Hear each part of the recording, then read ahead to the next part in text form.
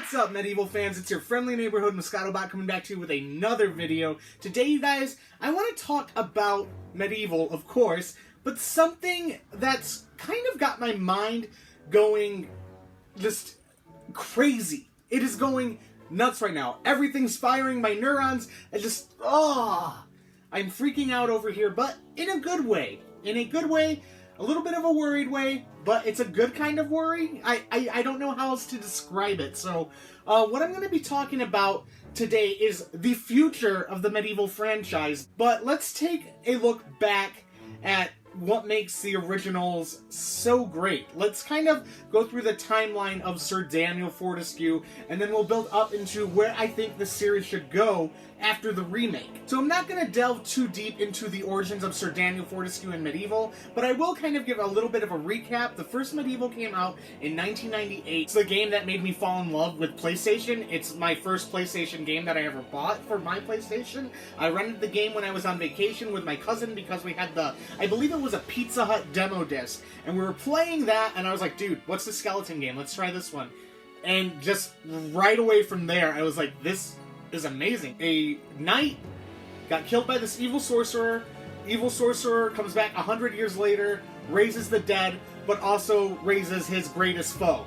And you get to play as the dead knight and kill zombies and go on this freaking creepy gothic horror quest. I'm in, and I fell in love with the character of Sir Dan. I loved the voice of Sir Dan. I thought it was hilarious as a kid, and the game also creeped me out, man. Like I said, I'm a 31-year-old man. I'm scared of shadow demons still. Something about the Enchanted Earth level just tickles my spine in a bad way, and I love it, but you guys know what I mean. It's still like, I don't know how to describe it, man. It gives me that feeling of when you're kind of up at 3 in the morning, all the lights are off, and you kind of hear a noise, and your imagination starts running, and it makes you feel like a kid again, but you're just scared, and you're a freaking grown-ass man, and you're like, pull up the covers, where's my cat? Where's my cat? And you start petting your cat, like, stay by me, so I can throw you out whatever monster's out there. I'm kidding, but you guys know what I mean. Anyways, OG Medieval fans, they know what I'm talking about. We all know why we love Medieval. In 2000, Medieval 2 came out. Still a good game. I love it. I have love for Medieval 2. It's just, and I've talked about this before, to me, and this is just my opinion, some people love Medieval 2 way more than the original. Say that it took the game in different directions and tried new things, and it does. It really does. My favorite part about Medieval 2 is the mechanics of Dan Hand, some of the puzzles in there, some of the levels I thought were really cool. I don't know why, I really love Dankenstein. Something about collecting all the limbs and stuff and building the monster. That was pretty cool. Iron Slugger was fun, but it kind of took me out of the game. It just felt weird. I know it's 500 years into the future, but it didn't keep that old medieval feel, you know? Like, when you're in Gallowmere, it just feels like an old-timey medieval with dragons and castles and all that stuff. I think that's where Medieval needs to stay. Stay in that era of the 1300s, you know? Castles, dragons, enchanted forests, fairies. Keep that kind of Elder Scrolls feel to it, but also make it a fun game where you're a skeleton and you kill zombies. Medieval, to me, needs to stay in that element. I think that's where it shines the most. Again, I love Medieval 2. I have love for it. Also, I thought the villain Lord Palethorn was just kind of boring, you know? In my personal opinion, I think the war has to be with Dan and Zarok. We love Zarok as a villain. He's awesome. And I'm saying he because it's a man, baby! Yeah! Yeah! Come on! I thought it was a girl when I was a kid. For a long time. Actually, it was, I think, when I got Resurrection, I realized, oh, Zarok's a dude. Missed that one. Anyways, I believe that the war should always be between Dan and Zarok. Kind of like Joker and Batman. Or Link and Ganon. It's one of those never-ending battles, you know? That's what I want from Medieval. I feel like the game does better with that. So speaking a bit of Resurrection came out in 2005. They reintroduced Sir Dan on the PSP only, and it was a fun game. I'm not gonna lie, it was a fun game. Some of the changes they made, like the level designs and stuff, again, Return to the Graveyard, I think that one looks really, really cool, and, you know, I'm giving them a round of applause for changing some stuff. They tried new things. The voice acting it's still great. It really is.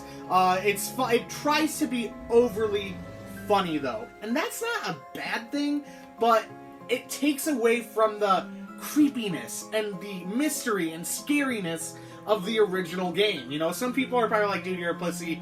Medieval 1 was not scary at all. There's tones in there. You can't tell me, dude, that the Haunted Ruins isn't a little bit creepy. That music in there is just, it's bone-chilling, you know? The shadow demons in the castle grounds ready to cook up some of the townspeople, and you have to kill them before they get to them, and you have to put out the fire. Like, it's got some creepy tones to it, man. It really, really does. Resurrection was just a kiddier version of the original Medieval, you know?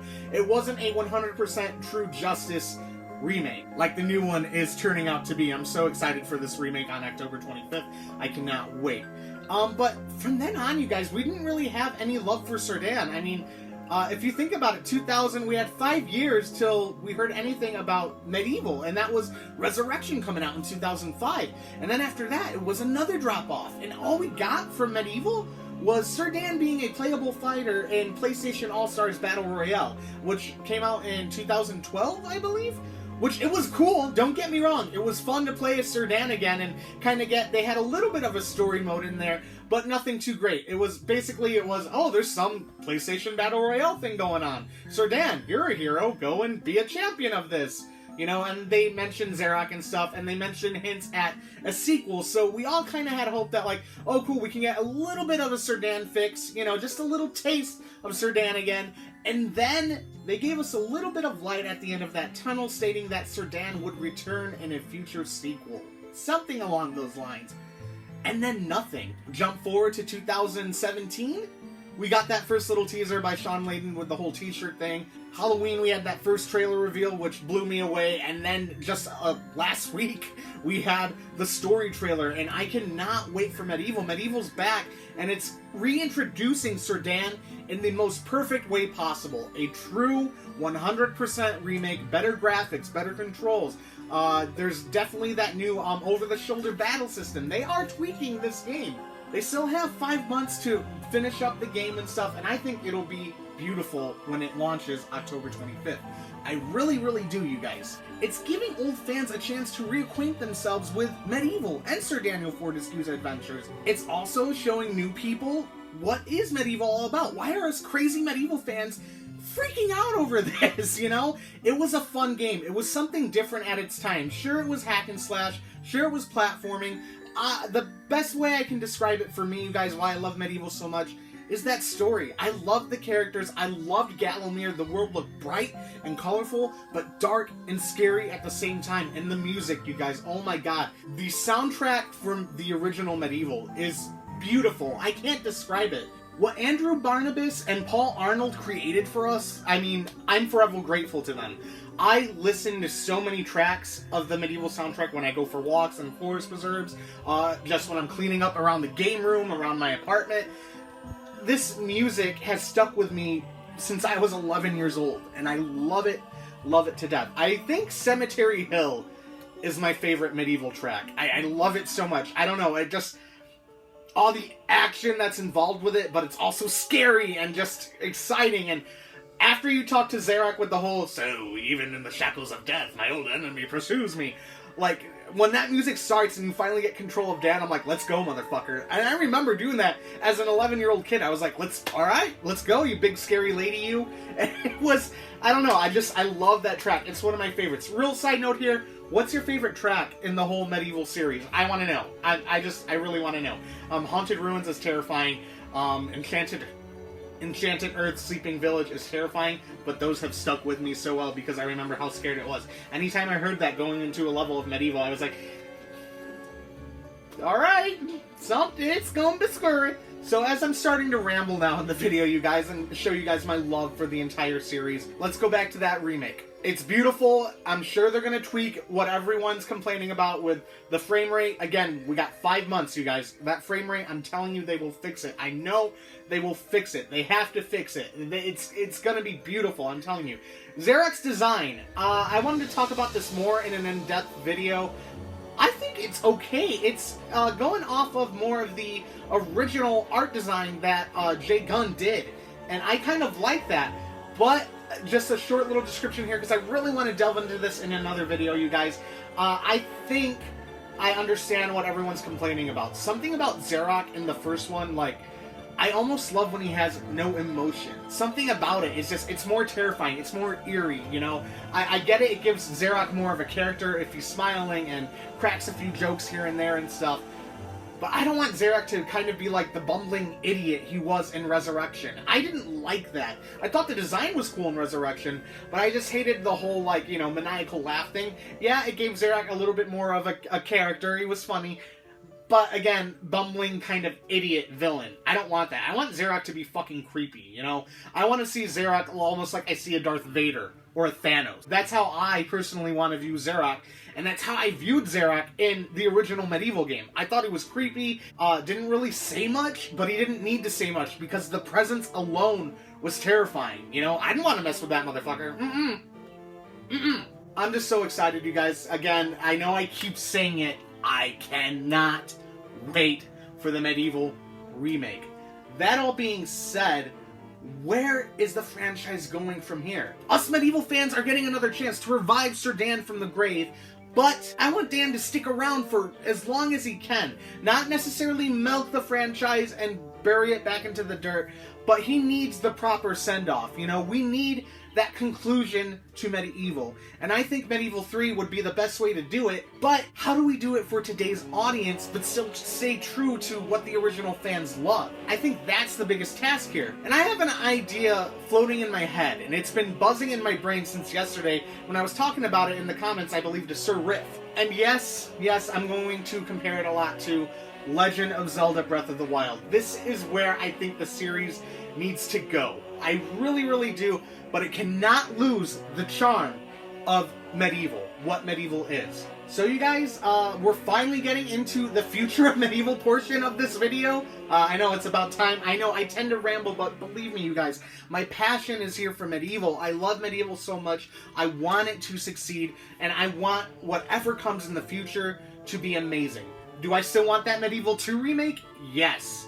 Absolutely. It needs to happen, you know? Question is, what's after that? Where are we going? So let's take a look at what I've got brewing in my brain here. So the subject got brought up of Medieval 3 and kind of where I wanted to see where the series would take it if this were to ever happen. Again, these are just my suggestions, my speculation. Obviously nothing's happening right now, but it's still fun and exciting to kind of look forward and see where the future of the franchise could go. I think a Medieval 3 needs to be back in Gallowmere with a huge open world map. I was thinking about that today, something like Legend of Zelda Breath of the Wild. Now the reason why I say this is because the Legend of Zelda series always kind of had the same kind of pattern, went into the same direction. We almost knew what we were expecting. New dungeons, Ganon's back in some new shape or form, or there'd be some new enemy that was like Ganon, but it was always the same formula, and that is fine. That is great. I love the Legend of Zelda series. It is a beautiful series, and if it ain't broke, don't fix it. I get it. But what Legend of Zelda Breath of the Wild did was make the Legend of Zelda better, in my opinion. I really do think it's better and more fun.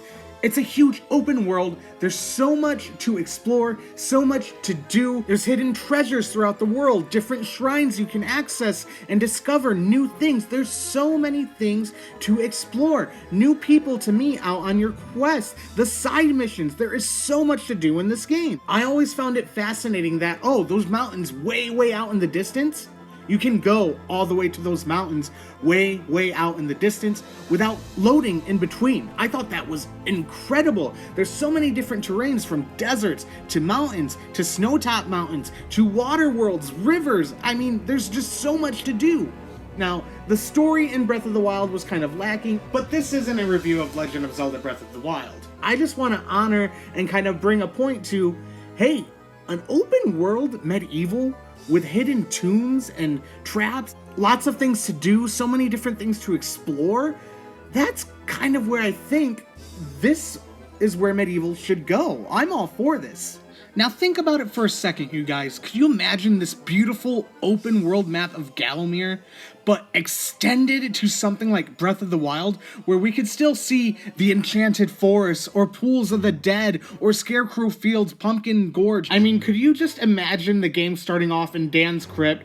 Everything looks older, but still has that same medieval like layout of the very first level of Dan's Crypt in the graveyard, and as you exit the graveyard, everything just kind of opens up into this massive world of Gallowmere with random crypts to explore. This would be so amazing.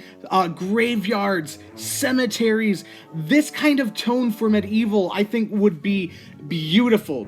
It looks new, day and night cycles, but it still looks creepy and keeps that tone of what made the original Medieval so fantastic.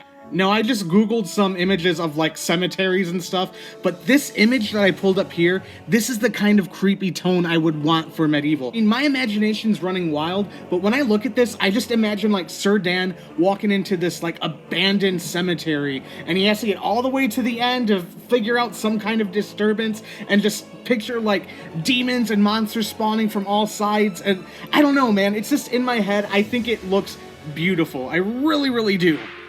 I also think stumbling across some of the original locations from the original Medieval would be amazing. It'd be kind of cool to see what happened to these places. Maybe they're kind of in ruins. Maybe stumbling across abandoned churches full of monsters, or even like creepy environments like haunted forests, or a swamp where like a witch lives. Something creepy to keep that tone of Medieval. I look at this screenshot here of the Medieval remake on PS4. This is no doubt the Enchanted Earth, and I just can't help but to imagine, what if this was so much more? An open world like this. This looks so beautiful, and I see Sir Daniel Fortesque with his club as a torch, and I'm just thinking like just the adventures he could have of exploring the world of Gallowmere. I think it's a beautiful concept, and it's just a game that I want to play like right now. I still think that the weapons could be used to help in the environment like they've always have. Obviously the club and the hammer to break down weakened walls and stuff like that, maybe to find new caves or tombs that haven't been explored. Also to help Dan with the terrains and the environment, maybe a climbing kit to help him climb mountains, and a rope to kind of climb back down the mountains. Also, he can shoot maybe like a rope arrow across like a chasm and either swing across or like shimmy across the rope. Things like that to help out Dan with the environment and to get to new places. And aren't you guys sick of falling in water and dying? This needs to change. I'm tired of being scared of water in Medieval games. I cannot tell you how many countless times I have fallen in water only to get revived by a life bottle, jump, and instantly die again from water. Now, I don't know if they will ever add swimming to Medieval. It'd be kind of cool to see if they played around with that concept, but maybe they could take a page out of Pirates of the Caribbean and kind of do the whole thing where, hey, Sir Dan's undead, so what if he walks on the bottom of the lakes or whatever, and that's how he could kind of explore underwater. That would be kind of cool. I'd be interested to see maybe something like that, but I'm also down for Dan straight up swimming. I mean, totally cool by me. I definitely would want something like a leveling system for Dan, and for the enemies as well. I think it'd be cool, kind of, as a start of the game, Dan's a level 1, in this area, zombies are level 1, wolves are level 1, and kind of base it off like that. Maybe not necessarily have Dan level up, but maybe he finds better armor, better gear, and that's what's stronger to take on the more powerful enemies. I think maybe that could be cool as well. Speaking of enemies, I think the main enemies in this game would be kind of like a cult of Zarok worshippers, almost like the Death Eaters in the Harry Potter series. But yeah, they're basically necromancers that worship Zarok. I think finding them throughout the entirety of the game would be awesome, and maybe they're in charge of kind of trying to resurrect Zarok from the grave, and this is how Sir Dan's kind of come back from the grave in Gallowmere. Something along these lines, but these necromancers would obviously raise zombies, raise mummies, maybe summon werewolves, vampires. I'm just kind of, speculating here and trying to think, but I would want the necromancers to kind of be a cult of Xerox worshippers. I think that would be really amazing, really scary. Plus, it'd be awesome to have a bunch of random, cultists kind of running around and raising the dead. I think that would be amazing. And maybe it's just me, but I think this is a great way to kind of set up the story. Like, these necromancers, they worship Xerox, they're trying to raise Xerox, and they're trying to look through all of Xerox's old spells and ruins and trying to find Xerox's grave, and that's kind of how Sir Daniel Fortesque gets brought back into this big mess, and the whole world is in chaos because of these worshippers, this cult of Xerox. Another thing I would love about this Medieval 3 fantasy that I have brewing in my brain would be to add side missions to this open world style of a game. Breath of the Wild had a bunch of side missions and it added so much more to do, but the side missions were fun and meaningful. And I'm hoping that something like this would happen if Medieval were to go this route. For example, I have a few little side quests that I kind of made up on my own. Man, I really got a lot of time on my hands. I've always liked side missions that were meaningful, not go collect 6 mushrooms, okay, bring the 6 mushrooms back. Here's 200 gold and a slap in the ass, have a good day. I've never liked that kind of fetch quest side missions, but I've always loved the story-driven side missions. For example, I made this one up in my head. You go to a village, you talk to one of the villagers, they're freaking out, and they're all like, "Imps have taken the children, they're going to eat them, please help us, Sir Knight, save our children." And you have to track down the imps, find out that they live in this creepy-ass cave, and you basically kill the imps, save the kids, escort them back to the village, and you get some XP, maybe you get a new weapon, some new gear, something along those lines. But I've always liked the quests that have you do something meaningful, not just go on a fetch quest and collect 6 mushrooms or something stupid like that. I like the ones that have a little bit of story into them. Maybe they can throw in like an extra hard imp boss, something along those lines of a quest. Or another example is, and because I love werewolves and vampires so much, how about an ongoing side mission of a werewolf that's terrorizing a village, and the villagers are freaking out, and Dan gets to the village, talks to the townspeople, and they're all like, "Hey, we need you to find out who this werewolf is." So Dan kind of has to investigate the townspeople, ask questions, go to scenes of the murder, maybe follow trails of blood to find the werewolf's lair, interrogate people. Maybe he has a few encounters with the werewolf and damages the werewolf severely, and then all he has to do is kind of look around in the town to see who's damaged, who's missing maybe an ear or a finger or something like that, and realize, oh crap, this is the werewolf. And maybe it could happen over time. So like, you do some of the story quests, and then another part of this side quest opens up, and once you beat that part, you need to continue on with the main storyline, and then after you get to a certain point, another murder has happened in this werewolf village. So Dan goes back and investigates, and the side story kind of progresses on from there. I think that would be amazing. Plus, who doesn't like werewolves? It's my favorite monster. I think it'd be cool. And you could do the same kind of thing, maybe perhaps with vampires. Now, I think this is so awesome, and I will say it again, I love abandoned churches in video games. I think they're terrifying. Could you imagine stumbling across this abandoned church and have it be infested with vampires, and then you can kind of discover a whole nother side quest mission of why are these vampires in Gallowmere? Who's the head vampire? Something to keep that ambiance around the monsters, zombies, werewolves, vampires, that Halloween feel that Medieval always brings. I think this brings a lot of variety to the game, a lot of variety to different enemies, and most of all, I think it would be a lot of fun, and again, stay true to that whole Medieval feel. So you guys, that's just kind of my opinion on where I think Medieval should go after the remake. Again, the remake is going to reintroduce the world to Sir Daniel Fortesque, the world of Medieval. It's going to probably bring in a lot of newcomers who never tried the game 20 years ago, and I'm so excited for that. I cannot wait for Sir Dan's return. It has risen again. But like I said, I want Dan to stick around.